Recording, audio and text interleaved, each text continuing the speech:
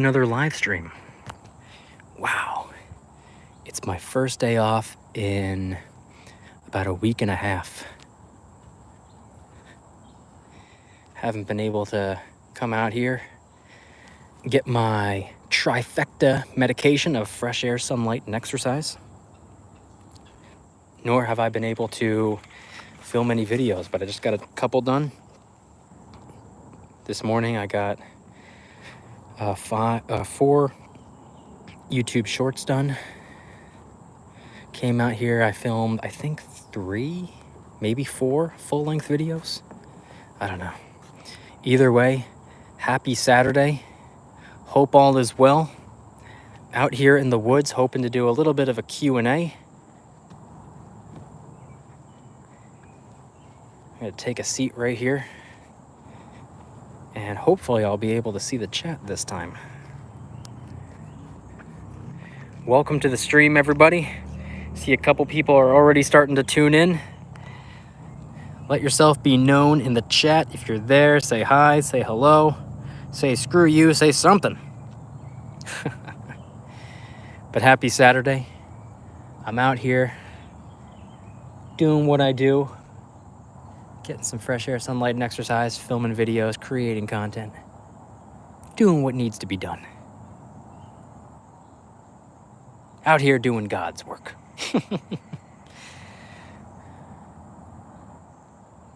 So the title of the stream is Live Q&A in the Woods. Out here in the woods. Hoping to get some pretty cool questions. Questions could be financial related questions. Those are always the best. Could always be something off topic as well. A lot of people in former Q&As, previous Q&As that I've done, they've asked me about things that are going on in their personal lives, work-related stuff or family-related stuff. Just say, hey, what would you do in a situation like this? So those questions are always welcome as well.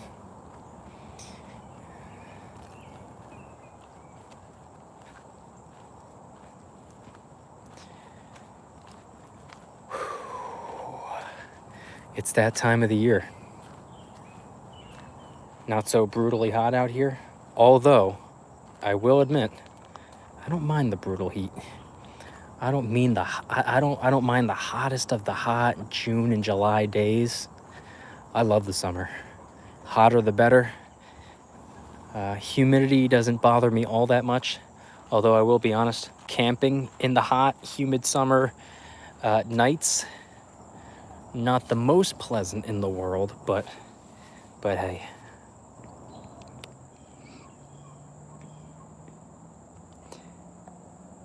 Small price to pay. I love the summer. Schlitz Malt Liquor, thank you very much for the $5 dono. I appreciate that. Thank you very much.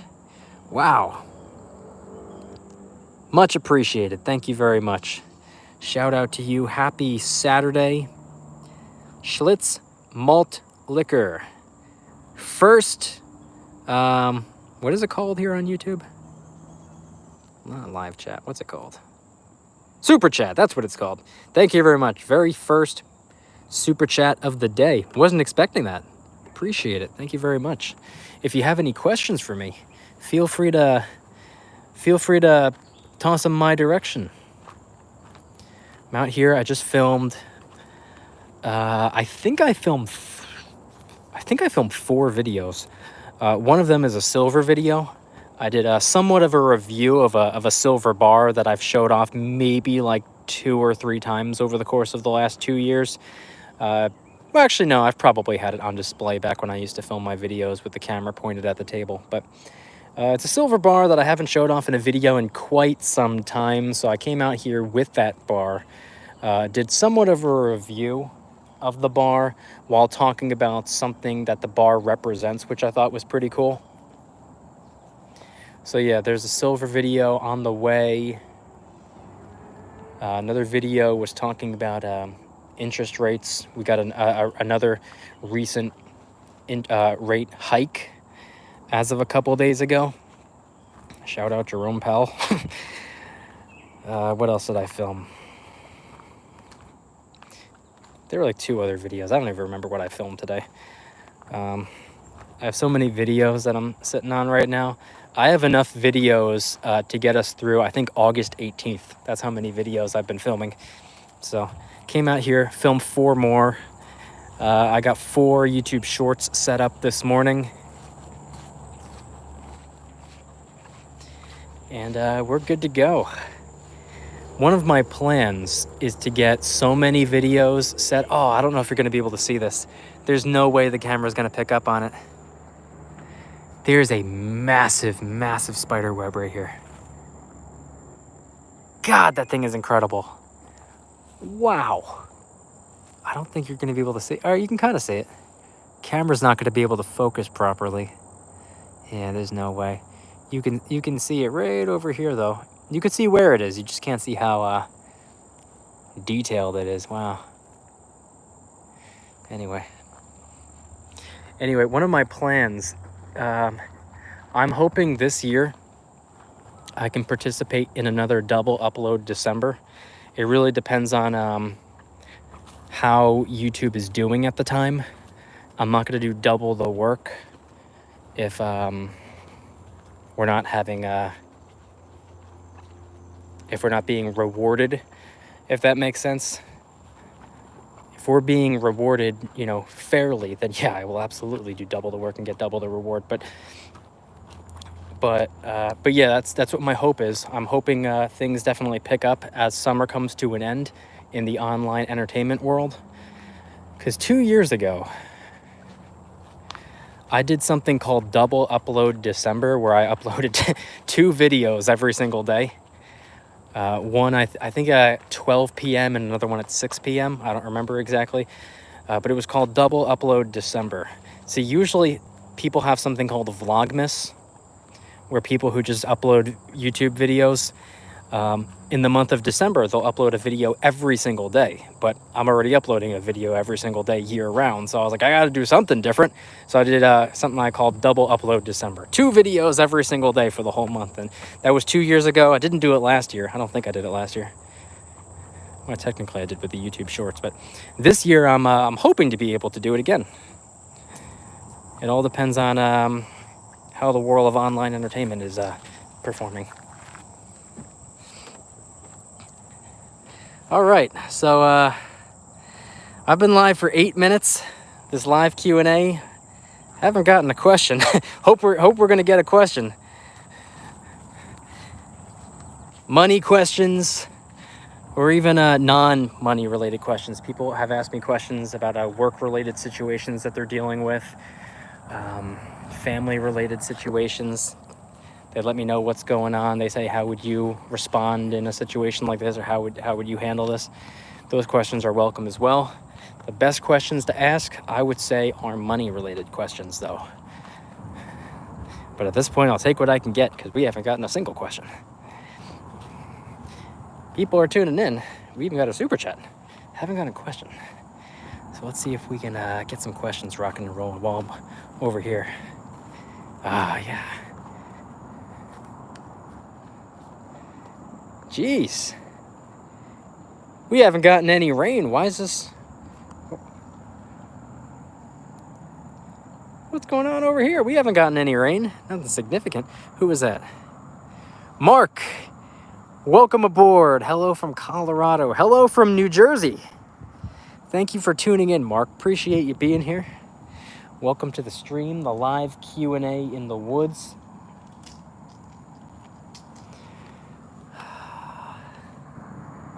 Man, I'm kicking myself right now. I forgot my tripod. I realized as soon as I got here, usually I set the camera up on the tripod and I walk around holding the tripod. It's a little bit easier than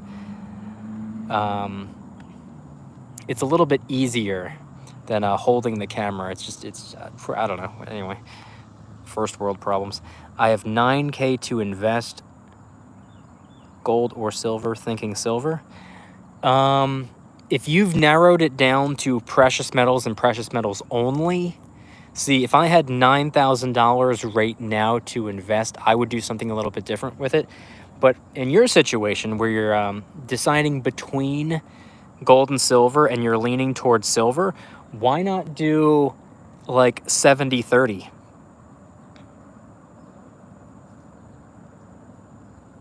Or why not do maybe like 6K in silver and 3K into gold or something like that. That's what I would do. If I had $9,000 and I made the decision for myself, this is 4 precious metals. How do I want to allocate these dollars? That's how I would do it. And if I was leaning more towards silver, I would probably do 60-40 or 70-30.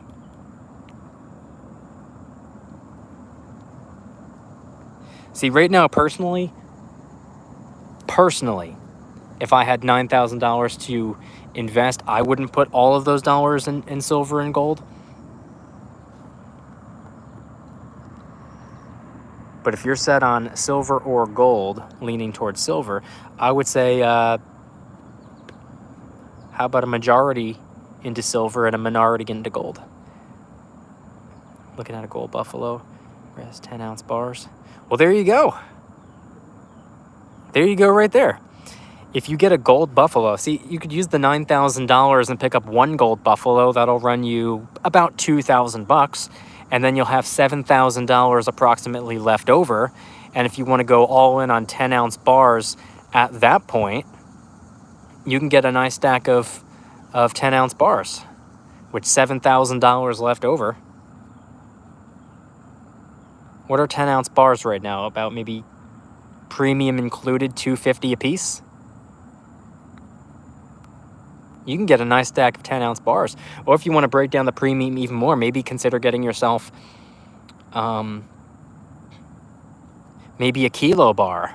A gold buffalo, a kilo bar, and then the rest 10-ounce silver bars. Just something to think about.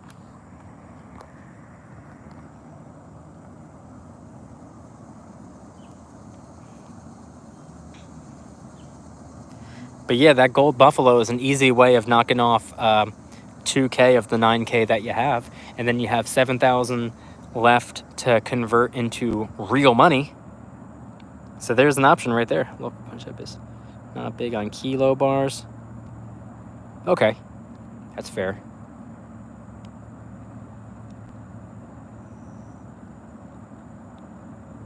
$10-ounce bars it is. What a terrible, horrible thing. Oh no, I have to go with silver bar. I have to go with smaller silver bars because I can't get the slightly larger silver bar. Silver. And yeah, if you're getting it from the local coin shop, you're probably going to be getting a little bit better of a deal than you would be getting online anyway. So maybe the premiums won't be so rough. But hey, I believe that's what I would do. If I had $9,000, to reiterate, if I had $9,000 and I knew that I wanted to put all $9,000 into precious metals and I was leaning more towards silver, I would put a 2K into gold buffalo right there, and the other 7,000 into silver bars. He beats on all day long. Oh yeah, most local coin shops do. You know, it's so weird how the world has got, or how the precious metal world has gotten. Because I remember when I first started stacking silver and gold, I got my first piece from the coin shop, and then I made a couple videos talking about how I ordered some more online, and I was brand new. I didn't really understand the difference, but I got blasted by people. Sorry, Eve, you're a horrible person for not supporting the local coin shop. You're getting all the silver online. Nowadays, it seems like everybody's like, I don't care about small businesses. I don't care about the local coin shop. I'm getting all my silver online because it's a little bit more convenient. It's weird. Got into a strange place. I got blasted for buying silver online, and now people just refuse to support their local coin shop, small businesses, and stuff like that. Very strange. Strange how we've gotten to that point. I always recommend supporting small businesses. Don't just support the local coin shop. Support the farmers market and stuff like that too. Farmers market over big, massive grocery stores. In general, even if it's just for like produce and stuff like that. Support small businesses. Support young hustlers. Shop local. 3rd generation shop. Great people. That's awesome. See, that's what you like to see. See, that's not just a local business. That's a family business. It's irresponsible to not support that, as far as I'm concerned. That's good, though. 3rd generation coin shop. That's pretty cool.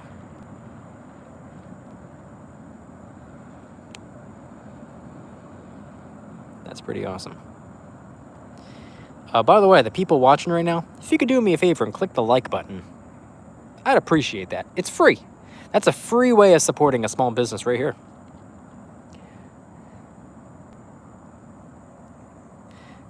I'll get up and walk around a little bit in a few. This is my favorite part of the trail that I walk on.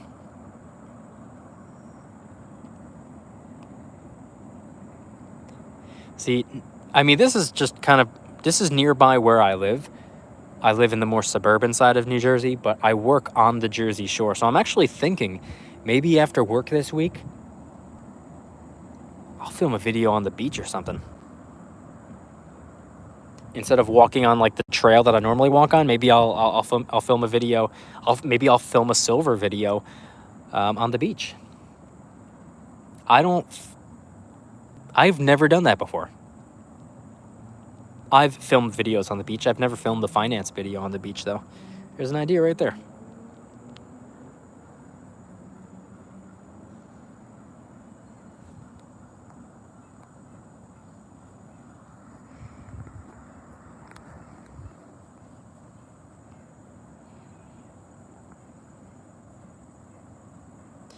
I will say this, ever since I started working on the Jersey Shore, really just maybe a couple months ago, March, it's different. Very different demographic. Same state, different lifestyle. And it's interesting. You're outside and you're breathing in like the sea salt air. It's just different. There's something different about working or living or even visiting like the Jersey Shore or just, the shore in general. Very different way of doing things over there. I like it. I would move there, but I know as soon as I do, I'm going to get transferred back this way. Can't win. I live over here, they transferred me over there, and if I move over there, they're going to transfer me back. I can already tell.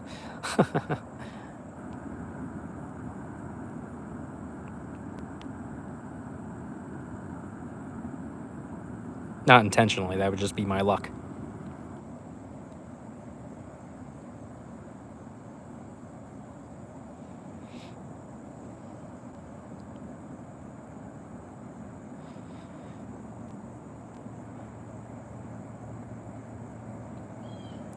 It's nice out here, though.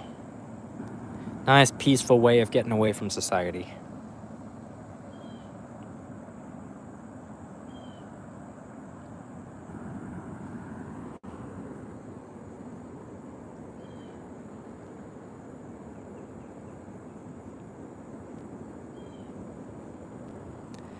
Here, I got a question. Does anybody know what a mourning dove is? The bird? The mourning dove? As a kid, I would always hear those, and I always thought that they were owls. And I actually thought that they were owls all the way up until maybe like a year or two ago. My friend, fellow YouTube friend, who I know in real life, Ali Vera. I've had her on my channel before, Ali Vera.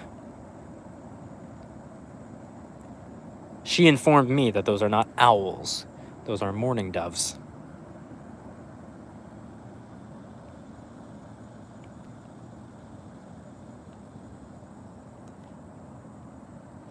We hunt them here September 1st, season starts.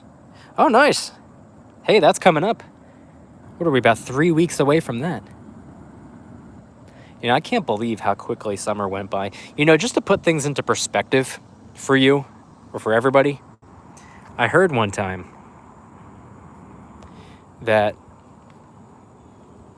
if you want to put into perspective how short life really is, think of it like this. You only get about 75 summers. You only get about 75 summers. I was like, wow. and summer's my favorite season of the year. So I'd always make sure to make the most of it. But that really did it for me. I was like, oh man, we gotta really be appreciative of who's here. 365 days of silver. Welcome to the stream. Love these walking videos you film. I appreciate that. Thank you. A lot of people don't like it, which is fine.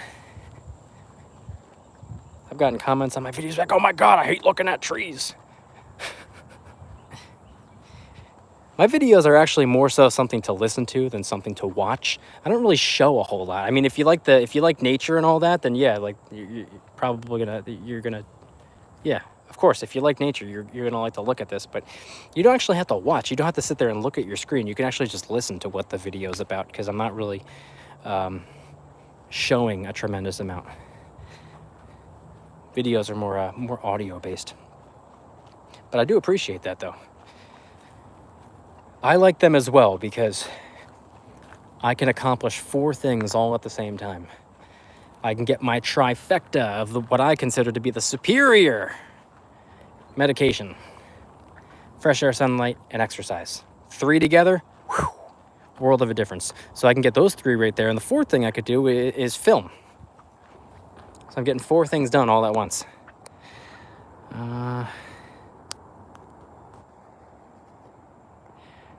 2 of my favorite things, nature and talking about investing, and you do both at the same time. Bingo. There we go. Yeah, that's why I do what I do, because it's 2 of my favorite things at the same time. I mean, I'm not really the biggest fan of like filming, but I do like talking about like finance and stuff like that. So, you know, I'll hit record and talk about finance. Actually, filming's not the problem. I don't really like editing, but I don't really edit my videos anymore. I just hit record, say what needs to be said, and I just upload it as is. I might have even jumbled my words throughout the video, and I'll never know because I don't even watch the video back. I used to film videos, edit them a very specific way. I would watch it like 2 or 3 times to make sure that it's perfect, and then I would upload it. Now, I don't know. I couldn't even tell you what mistakes I made. I don't even know what mistakes I'm making. I just upload them as is. I mean, I don't think I'm really making mistakes, but if I misspeak or mispronounce something without realizing it, it's out in cyberspace. No idea.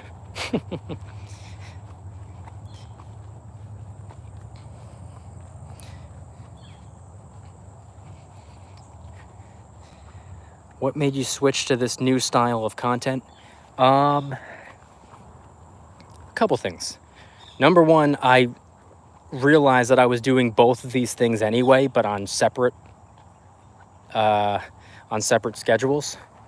See, before I was working the job that I'm working now, I was working from home full time. So I would wake up at 4 o'clock in the morning. I'd hit record. I'd film some videos early in the morning so I wouldn't be distracted. I would start my job when I was done, and I would do that early too. So I'd finish my workday early, and then I'd spend the later afternoon hours outside just, you know, going for a walk or whatever. I realized, I was like, well, I'm filming videos at one point in the day, and I'm out here on the trail or going on some type of adventure at another point of the day. Why don't I just do them both at the same time and save a little bit of time? So that was one reason right there. Another reason was it was driving me up the friggin' wall, sitting in a chair, staring at a camera pointed down at the table, driving me insane. Lack of a change of scenery. 3, I got sick of talking about what I was talking about in my videos at the time. 4, I don't edit my videos anymore, so there's no need for, there's no editing process at this point, so I don't need to, sit there with my computer and, figure out little changes that need to be made anymore. So there's like a whole long list of reasons why I changed up the the content style. And plus, one of my plans is to start a podcast. It's a podcast I've been wanting to start for actually a couple of years now, but I think I figured out a way to actually make it come to fruition. And podcasts are obviously something more audio-based, and my videos are audio-based now anyway. So when I start uploading podcast episodes, which as of right now, it's going to be a VIP club thing, which is the name of my Patreon page. VIP club members would just get, podcast episodes just tossed up for them to listen to. And that's audio based already, which is what my regular videos are at this point for the most part. So there's been a couple of different reasons. It's just driving me up the wall to film videos inside, driving me up the wall to film videos talking about what I used to talk about every day.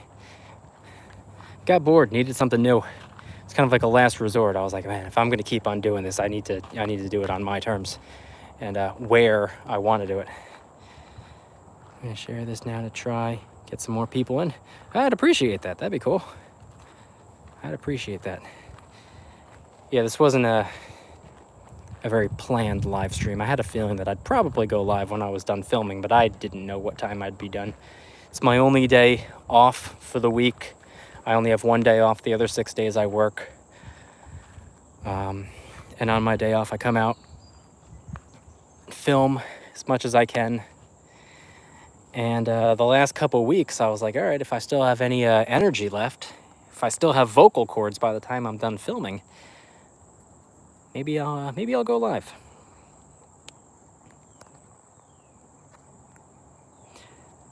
Oh, and since you were asking about the style of content, I'm gonna mention something again that I had said early in the video or early in the stream that I'm assuming you probably didn't catch. 2 years ago, or like a year and a half ago, December of 2021, I did something called Double Upload December, where I uploaded 2 videos every single day that whole month. A lot of people, there's this old December trend. It was called Vlogmas, where people who upload, once a week or twice a week or whatever, they would use it as a challenge, as a way of making a video every single day for the month of December. They called it Vlogmas. Well, I was uploading videos every single day as it is, and I've been for 7 years now, and that streak will come to an end, by the way. But at the moment, it's been, I think about 7.5 years of daily videos without missing a day, and that streak right there will absolutely be coming to an end. But since I was uploading videos every single day, I was like, all right, well, I'm doing Vlogmas year round. What can I do? So I took it as a challenge to upload 2 videos every single day. I think at 12 p.m. and 6 p.m. Every day for the whole month of December. I didn't do it last year, and depending on how online entertainment is performing this year, as we leave the summer, get into the fall when things normally start to pick back up. If things pick back up this year, I'd like to do it again. But if there's a low demand for online entertainment, low demand means low reward for the work you're putting in, so I'm not going to do it then. But if it's worth it, I would like to do it again. There's just a very low demand for online entertainment now. Post-pandemic and also summertime, there's generally a lesser demand for online entertainment because everybody's outside. But hopefully things pick back up in the online entertainment world as we move into the fall and get closer to the holiday season. That's when things generally pick back up. But if things are still weird, if things are still strange, then maybe not. But I would like to do a double upload December again this year.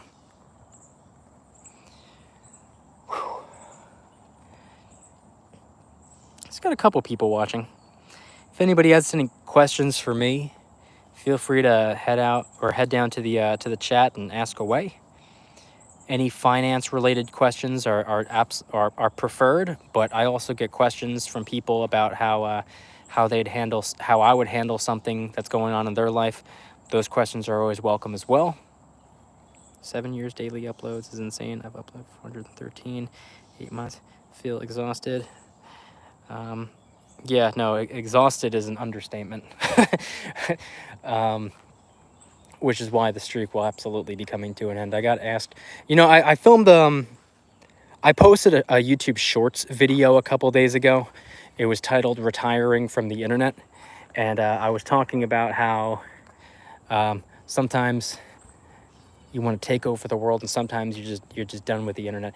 And it was actually a small, like 50-second clip from like a 20-minute video that I just didn't even release. I actually deleted the video. I was like, I don't want to post that. So it was an unreleased video, and I just took a little clip and I posted that instead. And where was I going with this? Why did I bring that up?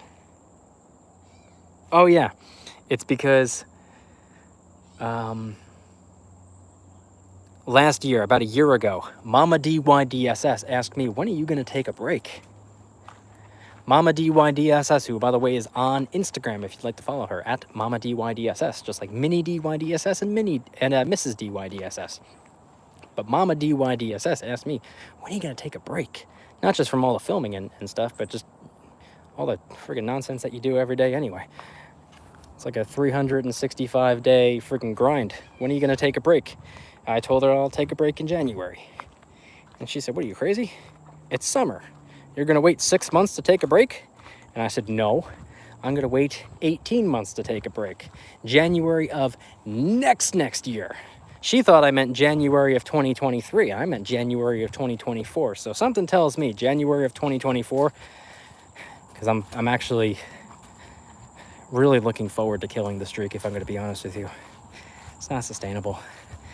But then again, who knows? If there's a higher demand for online entertainment, I might once again postpone the break, but who knows? I'm just over the internet. It's not as fun as it used to be.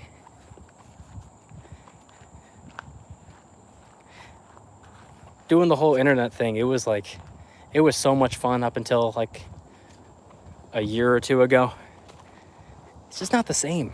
The internet's not the same as it was a couple years back.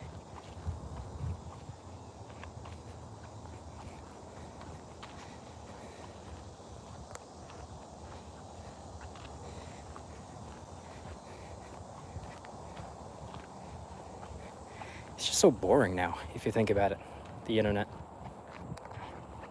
See, here's the thing. I mean, the internet, it was fun pre-pandemic, and it was also fun during the pandemic. For whatever reason, post-pandemic, it's just dead now. The internet in general. It's just not what it used to be. Algorithms have changed in a different way. There's a big shift going on in the way online advertising is working. So it's just different. Internet's a different place, but it is what it is. I remember one time I woke up and checked YouTube, and I had seen that my channel, the channel that you're on right now, my channel was terminated. Like, I went to sign in and it said my channel no longer exists. It was like deleted or something like that. I spent the entire day freaking out on the phone with Google, trying to get things straightened out. And as it turns out, there was my channel got caught in this loop, and it was deleted, but it was deleted by accident somehow. I don't know how, but it was reinstated. And every single time that I've had the most minor glitch on YouTube, it, for whatever reason, see, like the internet thing, it causes like problems with your mind too. Every time that there was a little glitch, like if I refreshed the page and it took like half a second too long to load, there'd be like almost like an immediate like state of panic that would go through. I go, oh my God, my channel got deleted again. And then it'd be fine. And I was like, oh, whew, thank God. I went years of that. Hence the big giant push for having a second channel, just in case I could pick up where I left off over there. Now, you know, I don't mean to sound ungrateful for what YouTube has done, but if I woke up and my channel got deleted, I would just go back to bed. I'm like, whatever. At this point. Let's see. What's your favorite YouTube channel to watch? I don't I don't actually watch YouTube stuff. The only YouTube related stuff that I do is film. I'm trying to think. Yeah, no, there's not like a single channel that I watch on a regular basis. If I'm gonna watch something on YouTube, it's just because I'm curious about something, and I'll search how to do X, Y, and Z, so I can watch a video about how to do X, Y, and Z and learn from it. I don't watch any particular channels though. I don't really have the time for it. I work 6 days a week, and my job is like 40 minutes away from where I live, so I spend a decent chunk of my day in the car. 8, 9, 10 hours at work with only one day off, and then my one day off is spent filming. So I don't really spend a whole lot of time watching anything.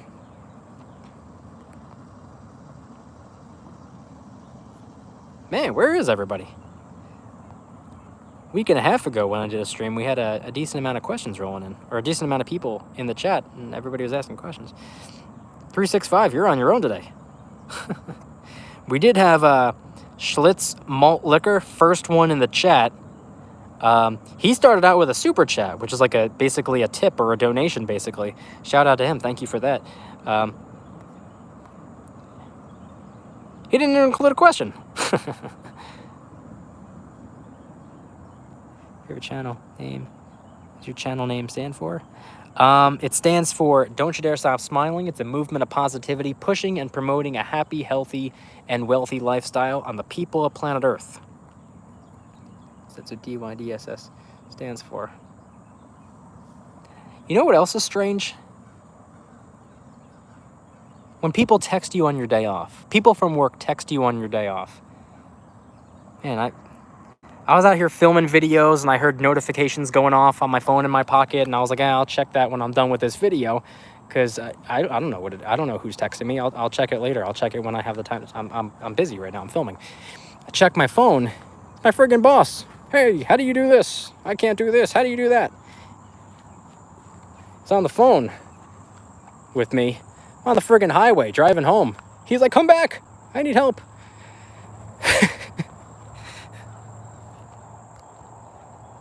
Which, by the way, I won't fully complain about. I mean, one could make the case that it's disrespectful to text somebody, to text a coworker or like an employee or something like that on their day off. Their day off is their day off. You don't talk to them, especially not about work. One could make that case. But at the same time, it's a reminder of your value. If you're there 6 days a week and they're struggling on the one day that you're not there, it's a reminder. It is a reminder. We need this guy.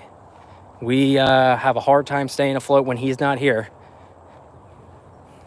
So, I mean, you don't want them to, suffer when you take your vacation or on your day off or whatever. Like, you don't want it to be like that. But it highlights your importance. I actually read an article a while ago, and there was this, they did this whole study, and I think you're either 14% more likely or 14 times more likely. I don't remember the exact number, but it's 14 something more likely to be recognized in your company and get the promotions, get the pay raises if you take your vacation. See, a lot of people think, no, I'm gonna work through my vacation and prove that I'm a hard worker. I'm gonna work through the vacation. That's how committed I am to this company. No, because you don't give anyone a chance to realize what it's like when you're not there. So if you take your vacations, if you take your time off, if you, hey, can you work overtime? If you want the money, yeah, work the overtime. I absolutely take the overtime, but don't let it be a thing where like it's expected that you'll stay late every day or you're going to show up early every day. Hey, when it's time to go, time to go. 8 and out the gate, as they say. Not showing up on your only day off or one of your only days off and working through your vacations, you're more likely to be recognized because it gives everybody a reminder of what it's like when you're not there. You're appreciated more. There's a lot of psychology that goes into it, and I thought that that was an interesting study. There's a couple people here. Hey, 420 Stacker, welcome aboard, welcome aboard. Star Stacker, welcome aboard. Man, how long have I been talking? How long have I been talking? I didn't even know half these people were here. All right, let me scroll back up. Had to go outside, pair of young Cooper's hawks, backyard, learning to hunt. Hey, there they go. That's awesome. Nice view. I ignore it. Oh, I ignore the text. Yeah, well. Shows you're a valuable employee. Hit him for a raise. Big raise. What do you do for work? I'm technically a warehouse manager, but I'm not like top of the food chain. I do the warehouse management side of things for a company that has other sides as well.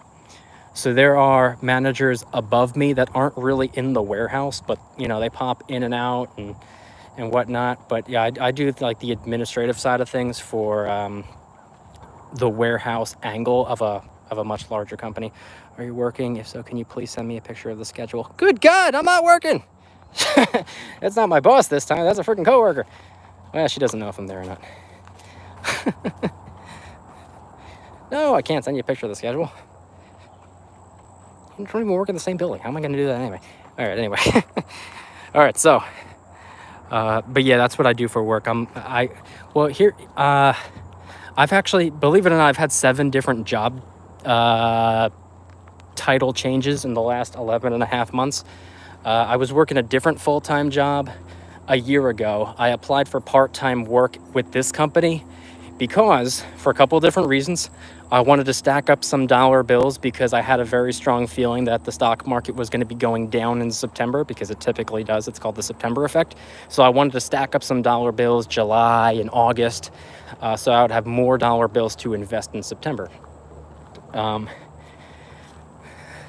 Also, I was going through something at the time, and I wanted a what's it called?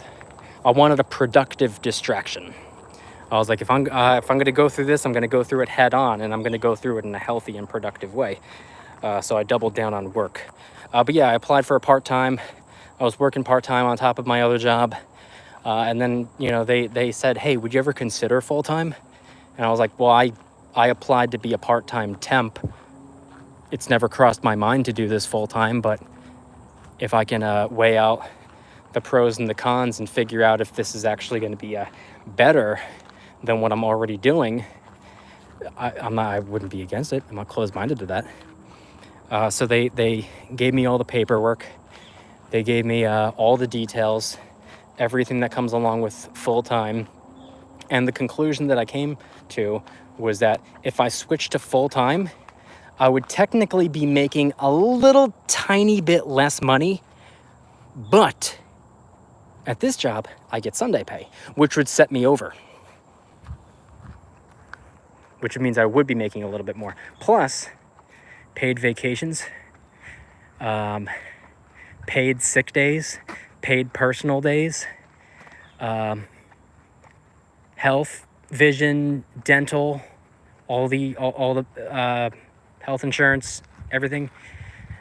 So I got full-time for that reason. I was like, all right, with Sunday pay included, I would be taking home more money every week. Plus it comes with all the perks and benefits. And then I got to the more administrative side of things. I was sent to be a temporary warehouse manager in March. And there was a big emphasis on the word temporary there. And I didn't have much of a choice. It was like, hey, you're going to go there and be a temp for a little while, and then we'll move you back to doing what you're supposed to be doing. It's just temporary. You don't really have much of a say in the matter. I was like, oh, God. All right. Didn't really mind the job so much. I just kind of mind the trip. They sent me as far away as possible. And you know, after a couple weeks of doing it, quote unquote, temporarily, I ended up liking it, and I applied to do it permanently. And while doing it as a temp, I was getting paid what I was originally getting paid. But then when the application got approved, technically it's a promotion. I applied for a promotion to do it permanently. I already proved myself doing it temporarily, and you don't have someone to fill the role, so let me be the one to fill the role. Got approved, got the promotion, got the pay raise, and unlocked my ability to start contributing to a 401k with a company match this time. So, whew, there we go. So that's why I made the switch, and that's why I've done everything that I've done over the last year. It's been a bit of a wild ride.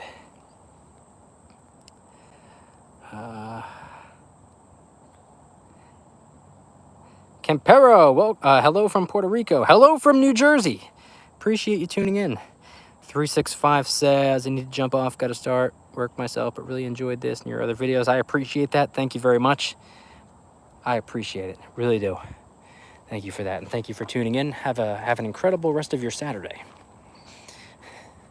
Everybody else who's here, if you could do me a favor and hit the like button, I'd appreciate it. It's free. And if you have any questions for me, head on down to the chat and ask away. Let's get some money questions rolling in. Some questions about personal finance, investing, stuff like that. If we have any finance questions, those are preferred. If you have any questions related to off-topic things, those are welcome as well. A lot of people have asked me questions about, hey, this is going on in my family or my job or whatever. How would you handle it? Those questions are welcome as well. So yeah, let's get some questions rolling in. Whew.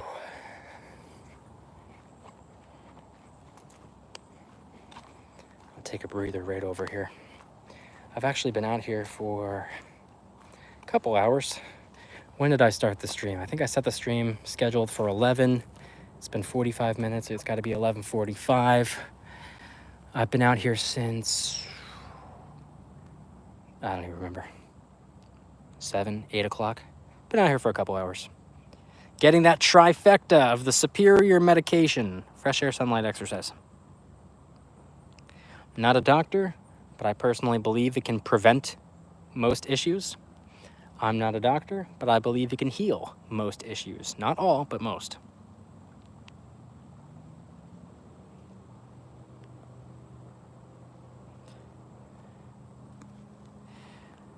Man,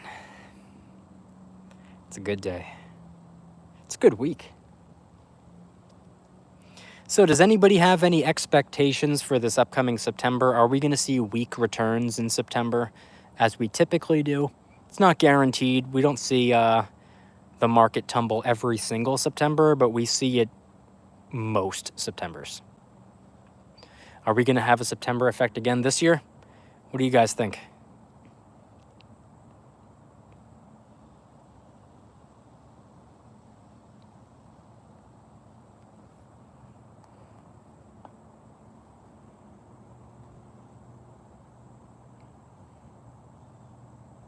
I personally believe that we will, and I'm absolutely hoping that we will. Not only do I think it's going to happen, I really, really hope it happens. I've been stockpiling a little bit of cash the last month or so. See, 2 years ago, I was aware of the September effect being a thing, but it slipped my mind. I didn't even realize until we were in like the second week of September, and I was like, man, everything's red. And I remember saying last year in the VIP Club, the name of my Patreon page, link in the description if anybody wants to join. But I remember saying in a VIP Club stream that I failed to prepare for the September effect this year. Next year, July or August, I'm going to save up as much currency as possible so I have more, or I have more of a way of taking advantage next September. And that's exactly what I did. The following year, I applied for that secondary job, saved up, and we for sure saw the September effect that year. And I am anticipating seeing it again this year. Another September effect. And I've been saving up for a little bit longer this time around. I think toward the end of May or early June of this year is when I started setting aside a little bit extra cash So I have a little bit more on the sidelines, a couple months worth of saved up cash on the sidelines. I also lowered my daily contributions to the index funds that I buy into. I cut those in half. I'm still making daily contributions, but smaller ones, so that I can use the other half of my daily contributions to just hold on to, and hopefully see some big opportunities come September. As a senior stacker, I have changed from buyer to waiter. My cash goes now to resolve health issues. The Social Security interpretation for Medicare is your best saving. Oh, it must have been you that commented on my HSA video. I believe it was. I read a very similar comment to what you just said. I believe it was you, now that I think about it. I believe, yeah, I want to say that was on my HSA video, the health savings account. That's something that a lot of people forget about, or maybe that's something that a lot of people probably don't even know about. A lot of people probably have never heard of HSAs before. It's a triple tax advantaged health savings account. And if you are currently enrolled in a high deductible health plan, you are automatically eligible to open yourself up an HSA. So the way it works is you contribute pre-taxed dollars to this HSA, health savings account. It's triple tax advantage. So number one, you're contributing pre-tax dollars, which lowers your taxable income. That's one.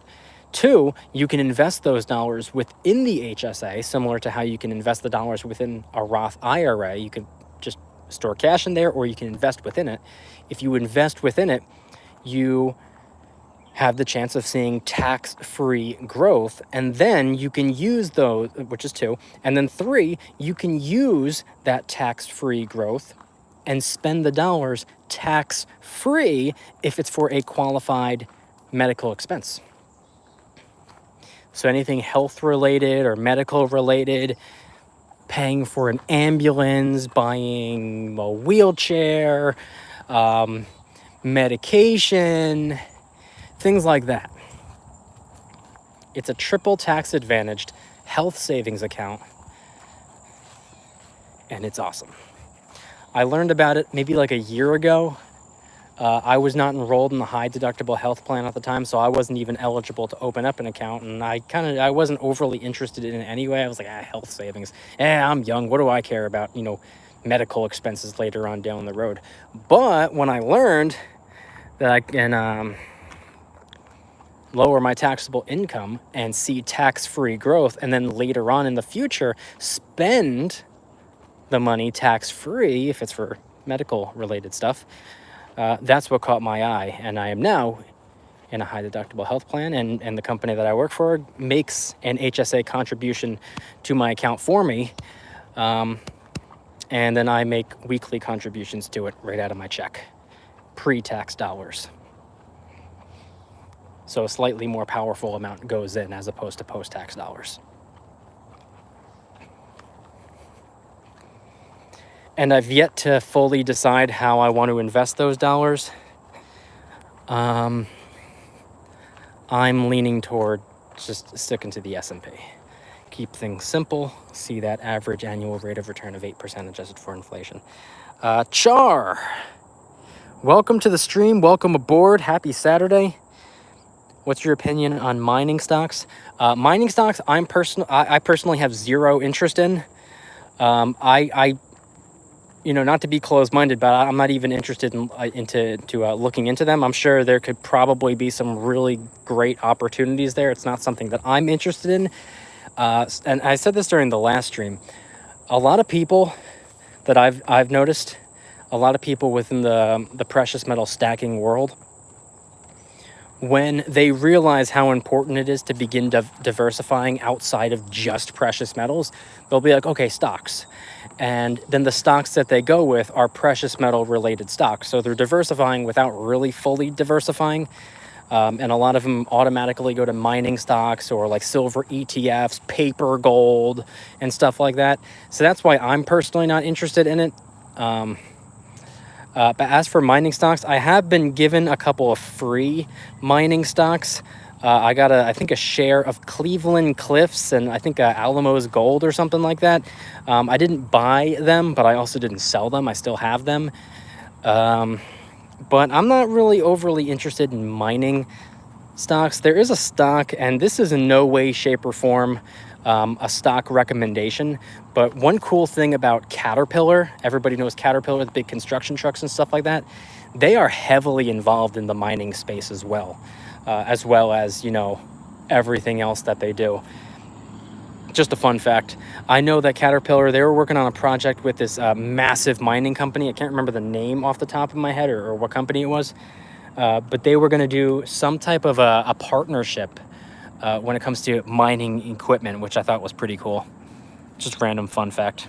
I'm not saying buy Caterpillar stock. I'm just tossing that out there. I thought it was pretty interesting. But yeah, that's my opinion on mining stocks. I'm not really interested in it. It doesn't pique my interest all that much. But yeah, I think a lot of people, when they decide that they want to diversify beyond silver and gold, they do so without stepping too far away from silver and gold. They're like, all right, yeah, I have all this physical precious metals. Let me start buying paper precious metals, which, you know, if you're going to diversify, I think you should truly diversify. But at the same time, there could be some pretty big opportunities with mining stocks. It's definitely not on my radar.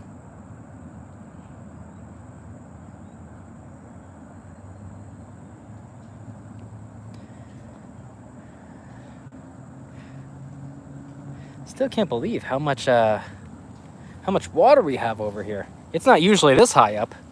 We didn't even get any rain.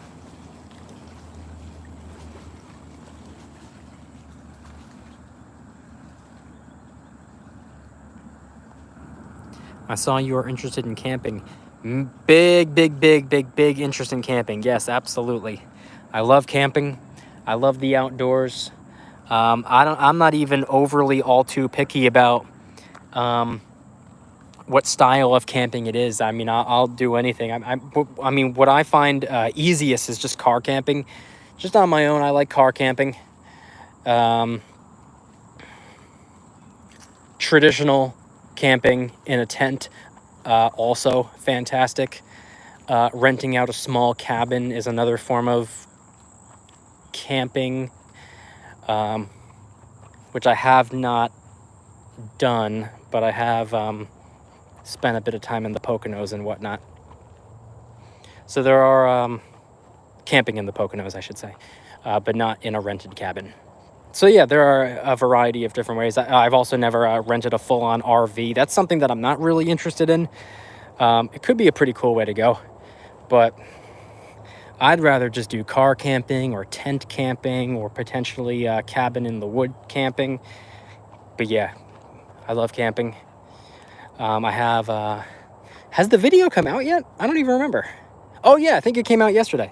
I filmed it in like July. I have so many videos. I actually have enough videos scheduled to post all the way up until August 18th. So I film a bunch of videos in advance. I could never remember which ones have already been posted. But yesterday I posted a camping supply review video on Amazon Prime Day a couple weeks ago. I ordered a box of camping supplies for like 15, 20, 25% off. Big Prime Day sale. And I bought, a couple things that weren't really fully car camping related, like a new snow brush for the car and stuff like that, trapper hat for the winter time, but also a portable camping stove, like a Coleman butane camping stove. That was in the video that I posted yesterday, as well as this collapsible shovel that also doubles as a pickaxe and also doubles as, or I guess triples as, a saw. And it collapses. It folds up into like a tri-fold design, and it packs up into this little pocket size, well, not pocket size, but a really small bag, and something to just toss into the trunk of the car or whatever. I just figured it's probably a good thing to have if I'm ever in a situation where maybe it snowed and I just got to clear a little bit of snow so I can get the car out. That's why I got that. It's definitely not something to shovel the driveway with. It's just something to clear out a little bit of snow to get your car out. That's all. but it's cool. It triples as a pickaxe and a saw. So I thought it was pretty cool. So yeah, I got another video coming out, something separate, because I didn't buy it on Amazon. That was just an Amazon Prime Day camping supply video. This is something that I bought off of Amazon. It's this hardcore heavy duty sleeping bag for like 0 degree, you know, winter camping.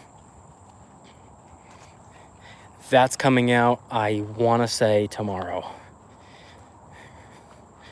I have some finance related video coming out today. I don't remember which one it is.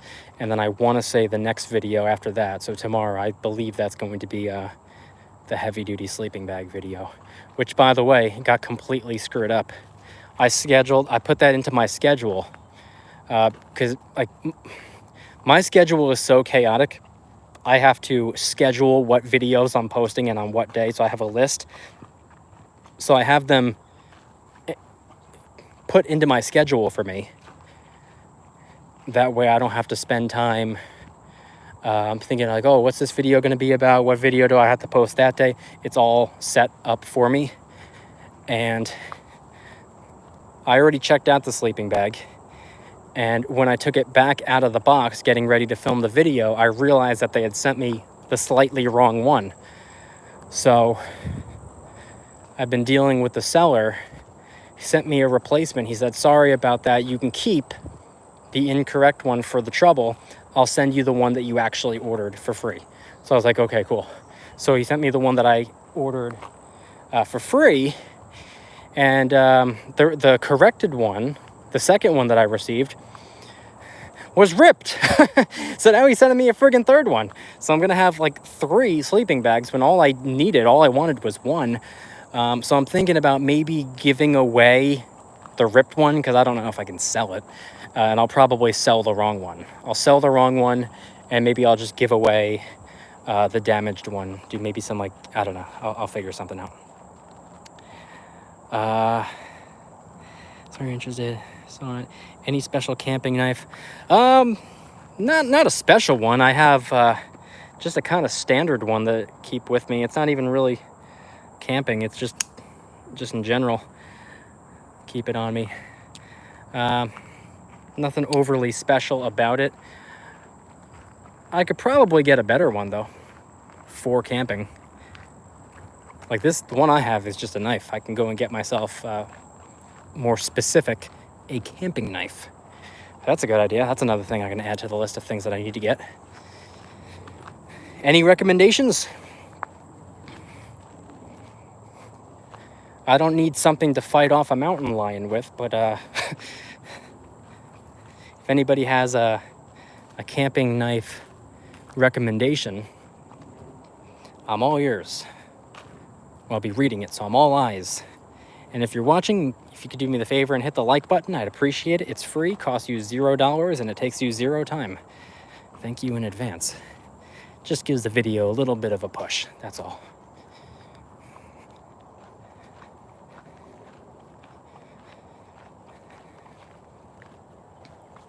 But yeah, for whatever reason, I got really big into car camping. Because I bought a new car this year in April. Bought a new car. I wasn't planning on it. I was, yeah, that was like the last thing that I ever expected to do. But I got, you know, really good deal. Very, very, very low rate. And it made sense that I needed to upgrade my set of wheels anyway. So I got myself a new car, and sitting in it, I was like, man, this is the most comfortable car I've ever sat in before. I put the seat back, and I was like, I could friggin' sleep in here if I needed to. And I've car camped maybe every 2 or 3 weeks the night before my day off ever since April. And keep in mind, here up north, April nights, still pretty cold. I mean, this upcoming winter, this December, January, February, this will be my first time experiencing winter camping. I've never, ever in my life done winter camping before. I've done spring, summer, and fall camping. Never gone winter camping before. This upcoming winter, I will be trying out some winter car camping. And I have a theory, and it's not coming from experience, because like I said, I've never done it before, but I have a very, and those of you in the chat, you can tell me if I'm right or wrong, but something tells me it's easier to stay warm while winter camping than it is to stay cool while summer camping. Am I right or am I wrong? It's just a theory. I don't know. All I know is that I enjoy summer camping, but some of those really hot, humid summer nights, it's tough to fall asleep. You know, even with a little, you know, portable clamp fan attached to the power station blowing on you, like it's still, you know, it's still hot. So am I right or am I wrong?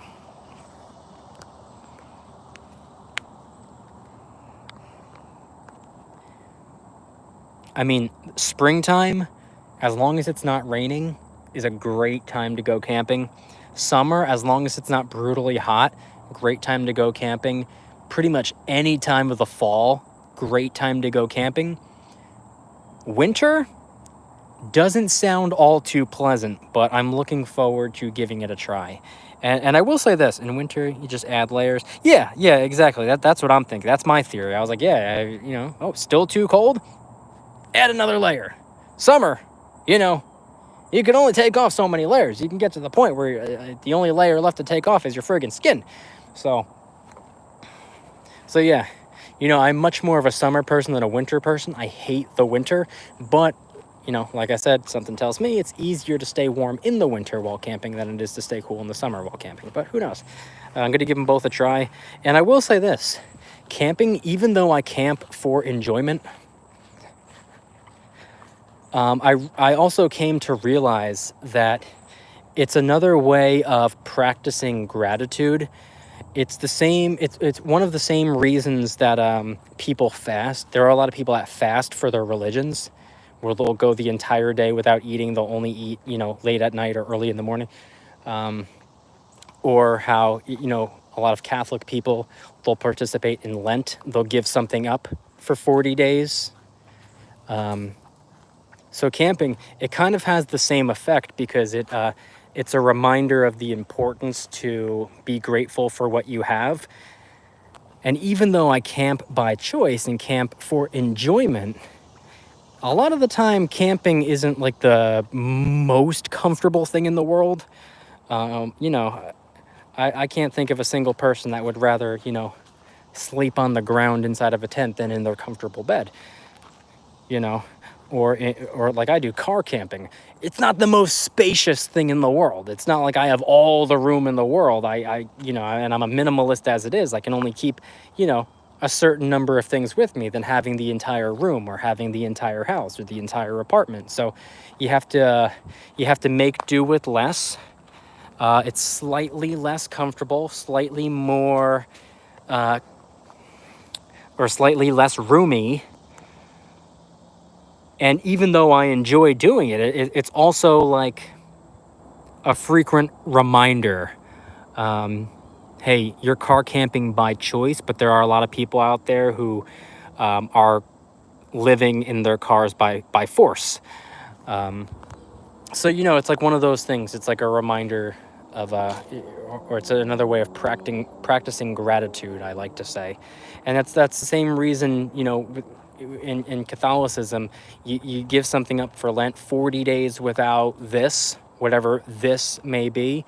Maybe it's 40 days without, you know, playing video games, or 40 days without eating junk food, or whatever it is. There's no real specific rule book. It's just 40 days just giving something up.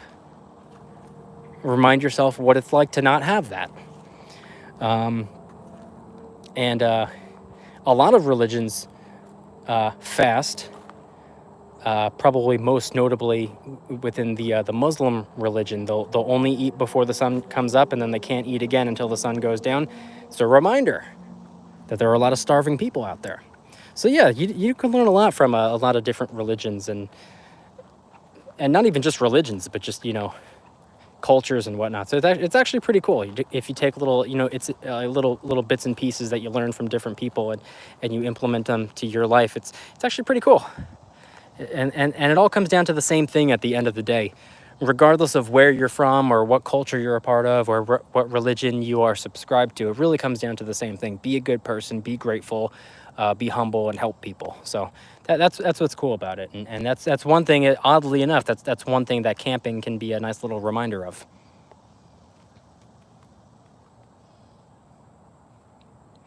Let's see.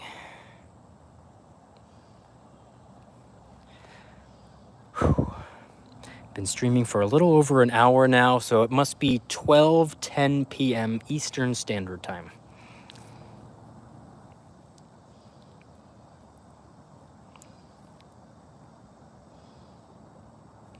You could do a video on freeze-dried food for camping. You just add hot water. Funny enough, I actually have some videos about, not freeze-dried. I own, back in 2019 probably, I purchased myself a food dehydrator. It's not as intense as a freeze dryer, but I actually have a food dehydrator, and I have dehydrated tons of like fruits and stuff like that. Just more like, mainly to extend the shelf life, because how long does like a friggin' banana last? A week if you're lucky. Well, guess what? If you chop it up and slice it up and you dehydrate it, it doesn't last a week. It can last months. It can last years. But yeah, that's a good idea for a camping related video. I can maybe I can put a whole video together. One of those videos that don't require me to just hit record, talk about something, and then post it. Something that requires a little bit of editing, piecing different clips together, and actually creating a full-on edited video. That's a good idea right there. Maybe the first part of the video can be about dehydrating fruits and stuff like that, and it just leads into a camping style video where I could take those diced up fruits and whatnot with me, and it's there you go. There's a camping snack right there. But yeah, I've never freeze dried anything. I do have MREs packed away, which I would ideally not want to dip into unless I had to. I'm trying to think, do I have any freeze-dried stuff? I don't think so. Yeah, no, I don't think I've purchased any free. Oh, you know what? I did get, I made this video, maybe a month or two ago. It was camping supplies from Walmart. That was the video, I think. And in the video, I had a freeze-dried ice cream. Haven't tried it yet. It's just something that I've kept in a cooler in the trunk of my car. Which, by the way, speaking of the cooler, I got this big giant, I think it's like a 72 can Coleman cooler, and then I got a much smaller one. I don't recall. I think it's like an 18 can cooler, because I was carrying this big giant cooler around, and to be honest, I probably shouldn't have bought it. If I was going to buy a big cooler, it probably should have been a much higher quality one, not just something that you take with you to the beach or whatever. So I am somewhat kind of sort of in the market for like a Yeti cooler. I think something like that would be cool. I think something like that would be great. Something where you can store ice for like 4 to 7 days without it like melting. I want something like that. I want something like rock solid. Because the cooler that I use, it's basically a glorified giant lunchbox. But then I got a smaller version of the same thing, which is what I use as my actual lunchbox. And I leave it in my car. And every morning I just take an ice pack and, sandwich, protein bar, protein shake, and some snacks and stuff. And I toss it in a bag, and I get in the car and I just dump it into the little mini cooler thing. So I don't even take the thing out of the car.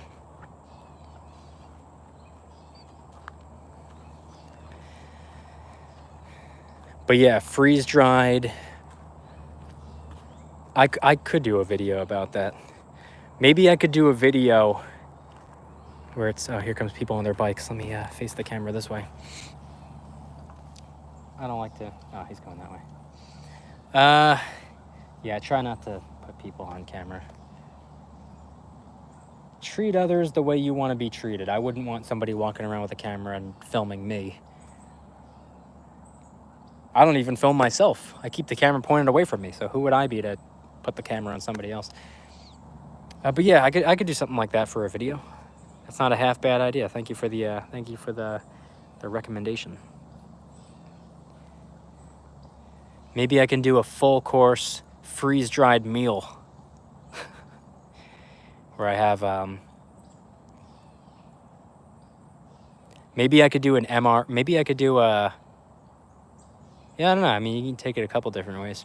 I can take my dehydrated fruit as a snack, MRE for the meal, and then the freeze-dried ice cream as dessert. Here's an idea right there. I forget the brand. I want to say it's Mountain House. What's the brand that Walmart sells? It's freeze-dried camping stuff. Is it Mountain House? I can't recall off the top of my head. They're in like the silverish or the gray bags with like the blue and gray wrapper. In your cooler, instead of ice, use frozen water bottles. When they defrost, you could drink the water. Also true. Also true. You know, I actually have I have like a portion of my fridge just packed with Amazon plastic water bottles, because I used to order my groceries from Amazon Fresh, and anytime I would order something that was like refrigerated, they would just include a bunch of frozen water bottles. Funny enough, it's funny you bring that up. And I've never drank them because I have the water purification unit, and I just fill up canteens and stuff for water. But yeah, that's not a half bad idea either. Use water bottles as ice packs instead.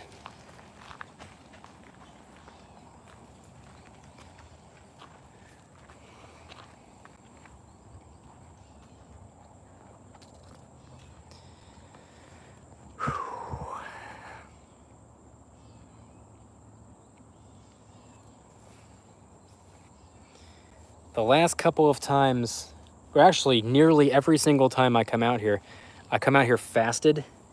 Wake up in the morning, I don't eat, I just come out here and start filming on my day off.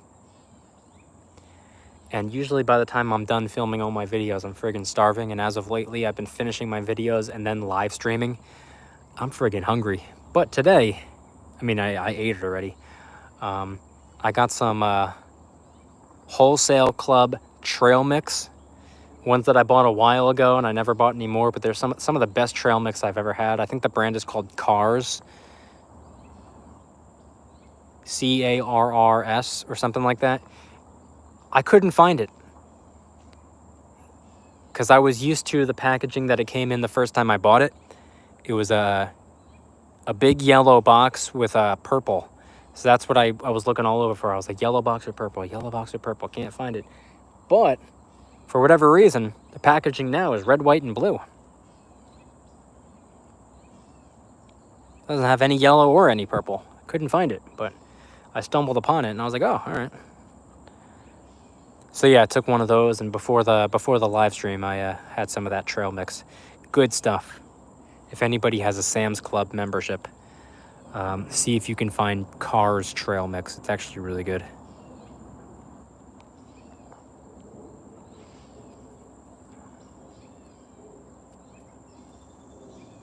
But yeah, on that note, I'm friggin' hungry. So if anybody has any more questions, let's get some more questions rolling in. I don't live stream all that frequently, and I have no idea when the next one's going to be. So let's make the most of this one while it's here. I'm going to do another lap around. Hopefully we'll get some more questions, some more cool conversations. Yeah, it's funny, these live streams, that's not the intent, but they do lead to video topic ideas, which is awesome. I swear, I'm starting to think if I could just live stream instead of making videos, that'd be better. The only bad thing about live streams is that when the live stream's over, there's like no point to watching it. You're tuning into a conversation that's been had already. I don't know. It's live streams are like, I feel like live streams are just better when they're in real time. When it's over, I don't know, it's kind of hard to watch a live stream that's already ended. You start it from scratch, and I don't know.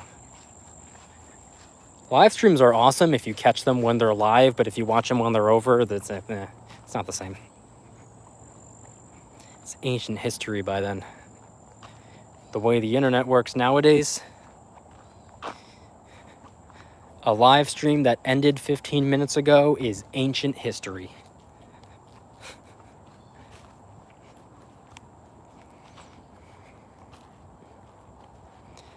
I should get back into live streaming though. This is like my third one, and like I did 3. I think this is my third one in recent weeks. The last couple weeks I've done a couple. But before these last couple live streams that I did, I think it's been like over a year since I've streamed. See you on your next video. Campero, appreciate you being here. Thank you for tuning in. Have an incredible rest of your Saturday. Thanks for stopping by. Thanks for the conversation. You will absolutely see me in my next video because I have enough videos lined up and scheduled to post to get us all the way through August 18th. Even if I drop dead right here on the trail, you'd still have another week and a half worth of videos. It's funny how the internet works.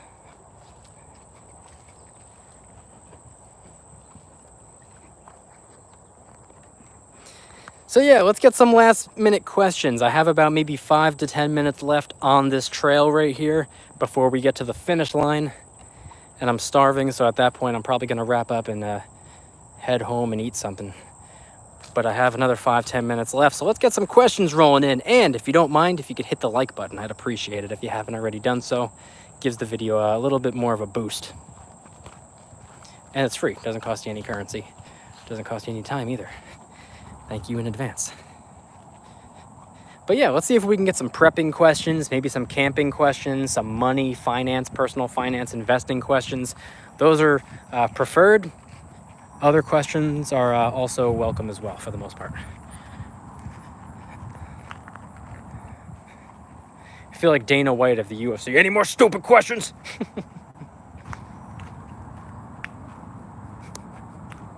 No, I don't often get stupid questions. Sometimes I do, though.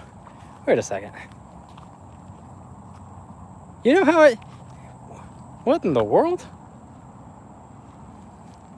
Remember how I said before we haven't gotten any rain? Why is all this water coming up? Look at this. This is where I was sitting before. This wasn't going on a couple minutes ago. I was just over here like, what, 10 minutes ago? We didn't have all this water up here. Nor did we have anything over here. Wow.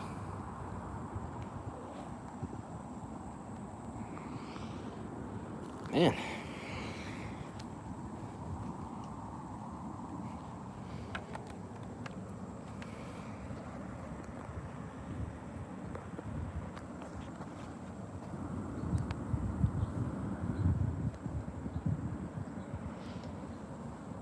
Wish it was acceptable to come camping out here. I would pitch a tent right over there if I could.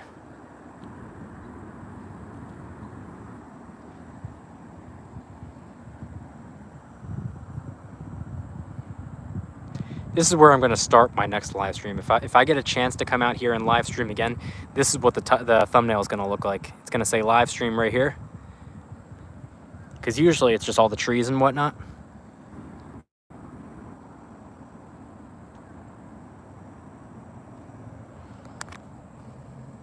Usually this is what my live stream thumbnails look like. Pointed at the trees. Next time, if I get a chance to come do another live stream out here, that'll be the thumbnail. But yeah, speaking of the live streams, these are not a regular thing. I've done 3 in recent weeks. And I haven't before then, I haven't live streamed in like over a year, maybe even close to 2 years. So these are not these are not like a typical normal thing. So I like to make the most of it while I'm here. because I don't know when the next one will be or if there will be a next one. So let's get some, let's see if we can get some last minute questions. I got about 5 minutes left. I'm going to get back to walking. Hopefully we get another couple of questions by the time we get to the end. But yeah, I'm going to finish up this trail. Head back and finally eat something. Freaking starving out here. See? Fresh air, sunlight, and exercise right here. This is nice. The trifecta.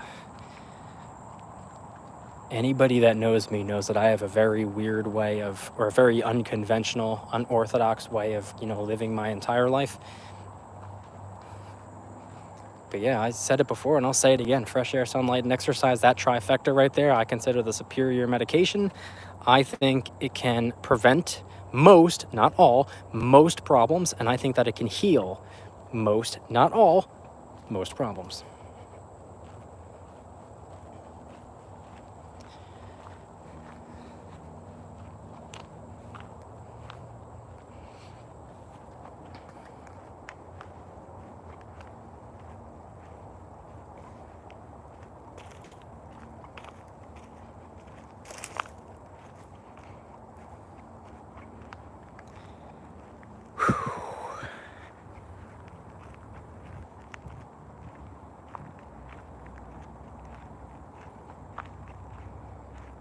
Yeah, I gotta remember next time to bring my tripod. It's easier to hold the camera if you have a tripod. It's more comfortable and it keeps the camera more steady too.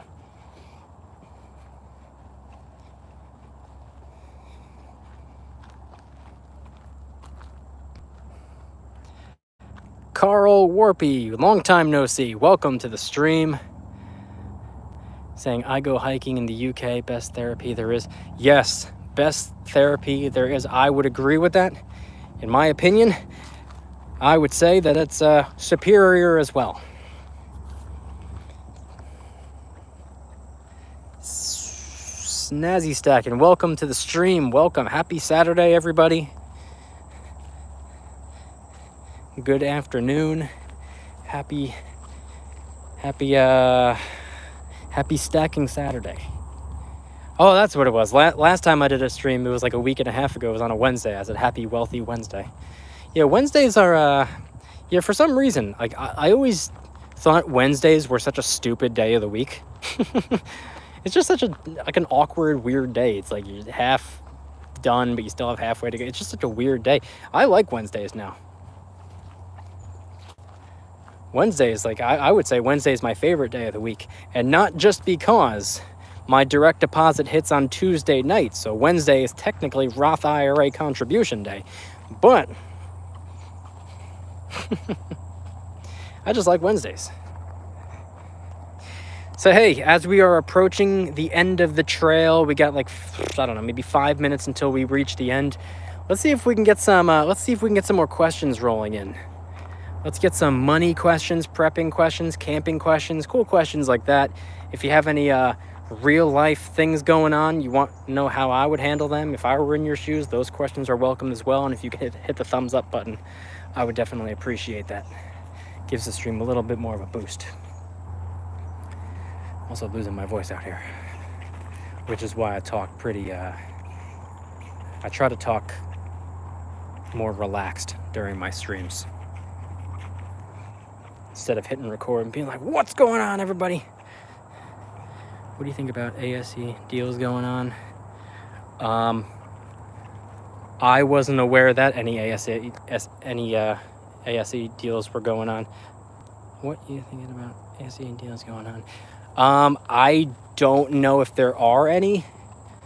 I would go ahead and assume that if there is a Silver Eagle deal going on, it's probably still not as good as buying a different coin or a standard silver rounder bar that isn't on sale. I think it's cheaper to buy a generic silver rounder bar, or maybe even a Britannia or a Maple Leaf that's not on sale, than it is to buy a Silver Eagle that is on sale.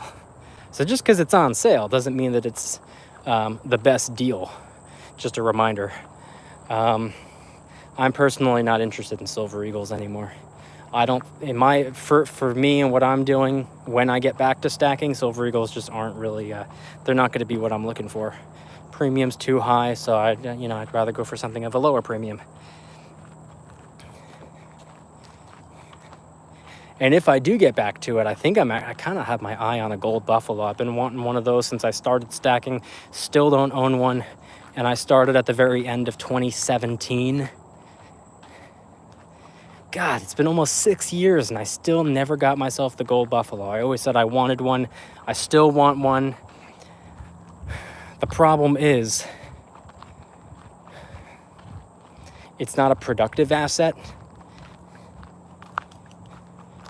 I consider it to be a very high quality asset, but it's not a productive asset. It's not something that's going to be, generating revenue or anything. So I don't know if I could really see myself getting one at this time. But if I get back into it, I would like to get myself a gold buffalo one day, hopefully. I'm just not overly motivated for that. I miss the old eagle design, the best coin design ever, and I'm a Brit. Yeah, no, the Type 1 Silver Eagle was the better of the two eagles, for sure. I would agree with that. Lon, welcome aboard, welcome aboard. I want one too. What's up, Mikey? Welcome, welcome. Happy Saturday. Funny you're here. I just finished, well, not just, an hour and a half ago. I finished filming, I made 4 YouTube shorts this morning, and then I came out here and I think I filmed 4 full-length videos, and I know one of them is going to be turned into a YouTube short as well. And one of the videos that I filmed was actually about that NJ silver bar that you sent my way about a year or 2 ago. So thank you for that. I pulled it back out and I was like, you know what? Haven't talked about this piece in a while. Filmed that, and yeah, I filmed a bunch of videos. We are locked and loaded, ready to go all the way up until August 18th. That's how many videos we have sitting on right now.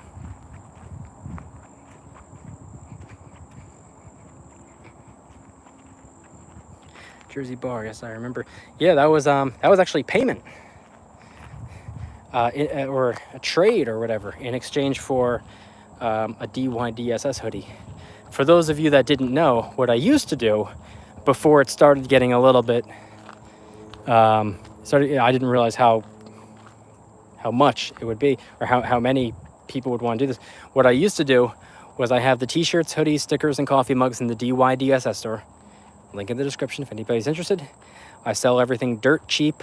I make pretty much no money off of anything because the profit margins are so razor thin. It's more important to me to get products in people's hands than it is to make money off of the merchandise. But what I used to do was I would say, hey, everything's pretty inexpensive as it is, but if you want a discount on top of that, if you want to pay in silver, I'll just send you the product myself. So that's what we did. And one of the forms of payment Lon chose to go with was a New Jersey silver bar, which is pretty cool because I'm in New Jersey. So thank you for that, Lon. Appreciate that. That's what I rewatched. Or original exchange. Oh, yeah, I want to say that was maybe it wasn't that time or if it was another time, but there was one I posted on around Halloween time, because I want to say one of the t-shirts that you wanted to acquire was the limited edition Halloween merchandise, which I'm excited to bring back, by the way. I re-release the original DYDSS Halloween tees, orange, purple, and gray, every October, the entire month, and come November 1st, they're gone until the following year. 2 Franklin halves. Oh, that's right. I do remember now. I remember that. Yeah, that too.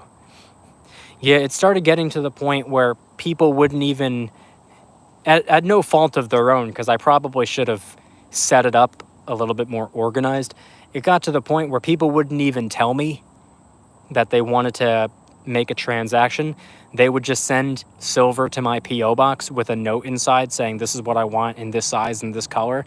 And if I wasn't expecting an order, I was not in a rush to get to the post office. I had no idea their payment was sitting in there. And then I got there, I'm like, oh, good God, when did this come in? And it had been sitting there for like a week. So I didn't know, because my original idea was that you reach out to me on Instagram or Twitter, we'll iron out the details and we'll make a transaction. Well, they would make the transaction without letting me know that a transaction was going on, so I had to catch up with it. So it got a little bit too, I didn't want there to be a big delay. So I was like, all right, let's just stick to the DYDSS store. It's probably better than me trying to manage exchanging hoodies for bars and stuff.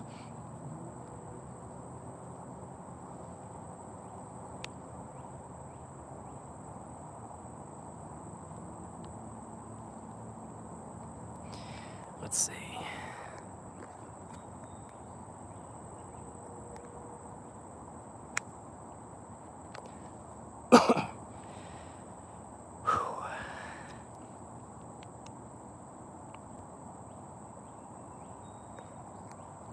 But yeah, I'm definitely excited about yeah, that's one of my favorite things about October, by the way. October is my favorite month of the year. Halloween is my favorite holiday of all the holidays. I'm just this oh God, I love the fall. I love Halloween. I just love the month of October. I like how everything looks. I like how everything feels. Can't wait to go camping this fall. But one of my favorite things about October is being able to re-release the limited edition Halloween merchandise. It's just, they're so much fun. People have so much fun with them. I have so much fun with them. Super limited edition. You can only get them 1 month of the year, and then 11 months have to go by before you have a chance of getting them again. They're so fun. I love the way that they look. They had the DYDSS on the rib cage with the bats flying across the chest. I love that. That's my favorite piece of merchandise. And I rotate them. I got 3 different colors, and I rotate them like as many days of the month as I can just to wear them. Favorite piece of merchandise in the entire DYDSS store. So looking forward to being able to release those once again. By the way, this right here, this is the end of the trail. And I said I was going to start wrapping up the stream when I hit the end. Here I am at the end. Let's see if we can get one more question in the next minute or so. Before I wrap up the stream. If anybody has a finance question, prepping or camping question, those are preferred. But if you have a different type of question as well, those are, for the most part, welcome, depending on what the question is.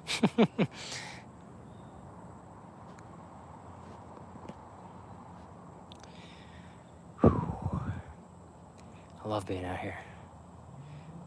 So the stream's going on an hour 40 minutes, so it has to be, it's got to be about 12:40 right now. I started the stream right now. What was your last prepping item?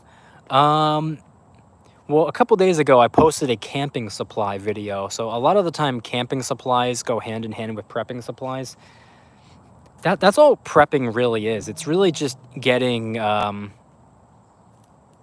it's basically getting camping supplies on a much bigger scale. So the last camping supply that I got, 5 items. And I just posted a video about 4 of them. The other one is coming out, I think, tomorrow. So I got just some stuff for the car, car camping stuff, winter trapper hat. I got this collapsible shovel. It's like a tri-fold shovel that triples as not only a shovel, but also a pickaxe and a saw. I'm sure that'll come in handy. And what was the other thing in there? Oh yeah, a Coleman butane camping stove, portable camping stove. So you know, those camping supplies, I guess, could also be seen as prepping supplies.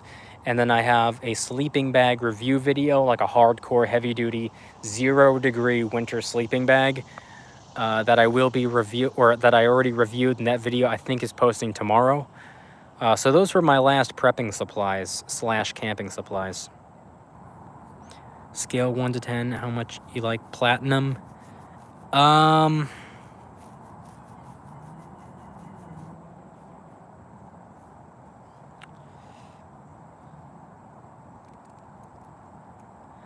I don't stack platinum, nor do I plan on it, nor do I have anything against it. I think the Platinum Eagle is one of the craziest looking coins I've ever seen.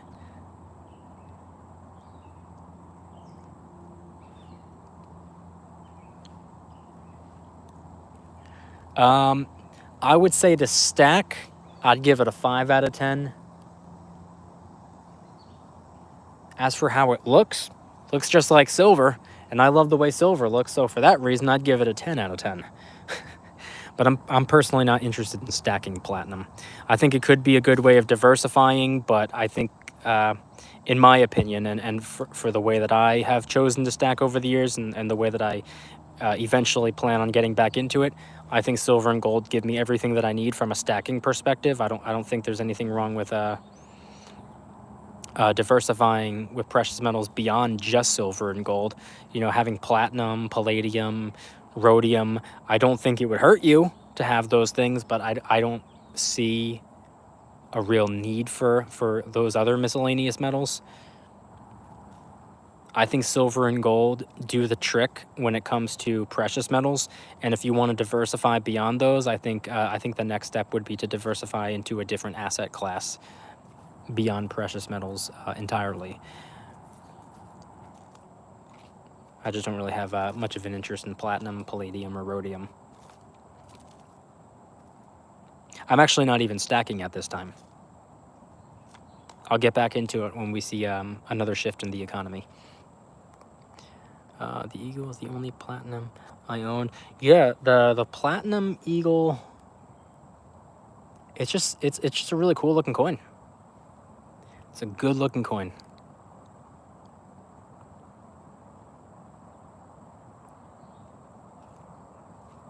I still think the 1 ounce gold buffalo is that right there is that's like the final boss for me. If and when I get back into it, which I probably will, I have zero interest or motivation in it at this time. But if we see a shift in the economy that reignites that flame, I would be very, very interested in the gold buffalo.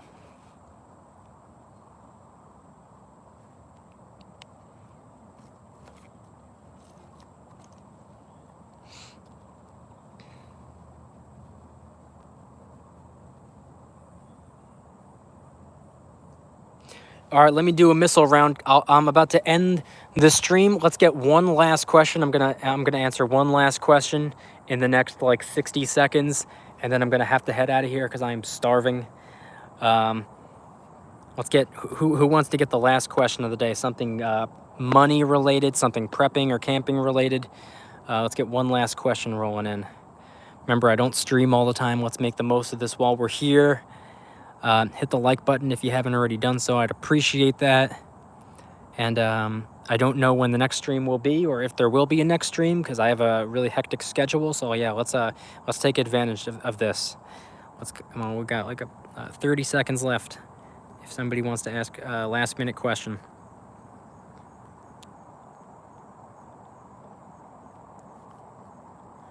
Let's see. Recommend percent of net worth in precious metals.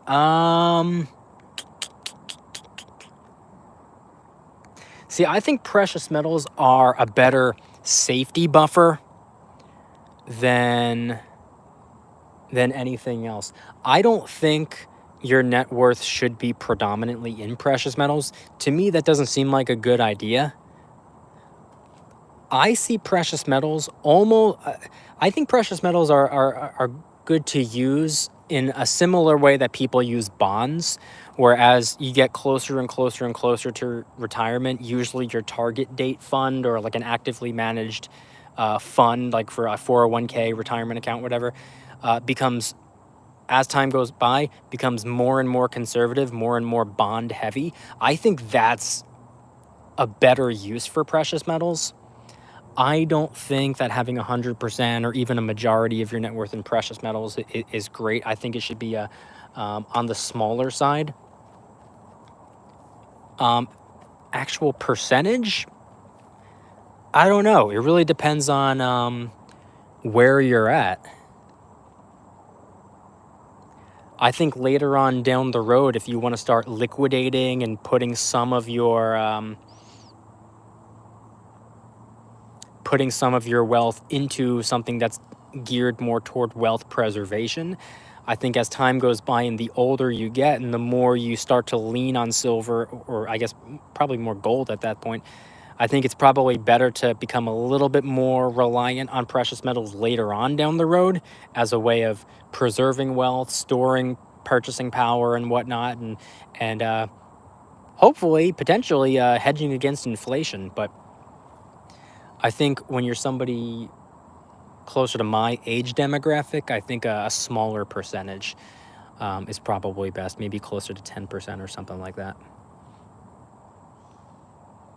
It's just not a productive asset. It's not something that, generates cash flow. It's not something that performs all that well in comparison to really anything else.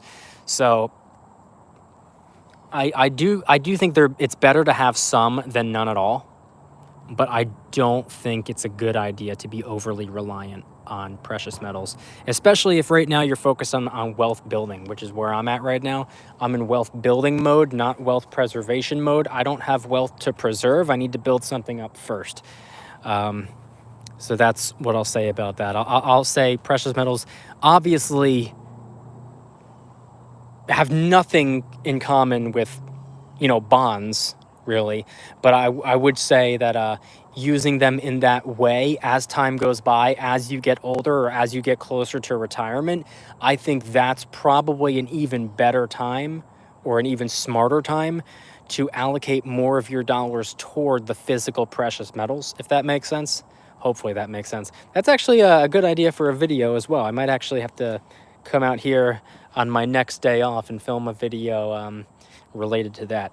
But here I am at the end of the trail. Thank you everybody for stopping by, tuning in to this live stream. I don't know when the next live stream is going to be. I would like to live stream a little bit more. I don't really have the ability to very frequently. So thank you to those of you who tuned in to this live stream. If you haven't already hit the like button, I'd appreciate it if you can give it a like. It gives it a nice little boost in the algorithm, and then when it comes to an end, more people will be able to see it because the algorithm recognizes more forms of engagement and whatnot. So it's YouTube currency. That's just how it is. So thanks everybody for stopping by, tuning in, hanging out with us during the live stream. I have a video dropping at 5 p.m. Eastern Standard Time tonight. I don't remember what it is. I filmed a bunch of videos over the last couple of weeks, but I have one coming out tonight, 5 p.m. Eastern Standard Time. As always, hit the like button, subscribe if you're new. I have 2 channels. Subscribe to my second channel. Please get some DYDSS merchandise if you'd like to support. And if you want to get your up to 12 free fractional shares by downloading Webull and funding your account, that link will be in the description. They actually have a promo going on right now. I'd show you, but I'm live streaming from my phone, so I can't. But if you refer 3 friends by, I want to say August 16th or 18th, within the next week or so, they're going to give you $300 minimum of free Apple stock just by referring 3 friends, with the chance of winning all the way up to 3,000. So you're guaranteed 300, but you might get all the way up to 3,000. We will link in the description. Everything will be linked in the description. Once again, thanks everybody for stopping by, tuning in, hanging out during the live stream. See you in the next one, or see you at 5 p.m. Eastern Standard Time tonight for my regular video. Peace.